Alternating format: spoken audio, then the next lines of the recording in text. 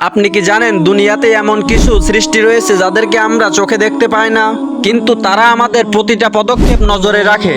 তারা আমাদের ঘরে, ছায়ায়, এমনকি নামাজেও উপস্থিত থাকে। তো চলুন তাদের বিষয় আজকে জানা যাক। জিনদের সৃষ্টি হয়েছে আগুন থেকে। তারাও খায়, ঘুমায় এবং বিয়ে করে। সবকিছু আমাদের মতোই, কিন্তু পার্থক্য একটাই, তাদেরকে আমাদের চোখের আড়ালে রাখা হয়েছে। অনেকভাবে জিন শুধু ভয় দেখায়, কিন্তু জানেন কি, অনেক জিন মুসলমানও আছে যারা আল্লাহর ইবাদত করে।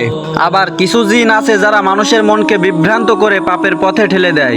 আমরা যখন একা থাকি, হঠাৎ ভয় পাই, তখন আপনি বুঝে নিবেন কখনো কখনো সেটা কোনো অদৃশ্য উপস্থিতি। জিনদের আমরা চোখে না দেখতে পেলেও তারা আমাদের নিয়ে বেশ আগ্রহী।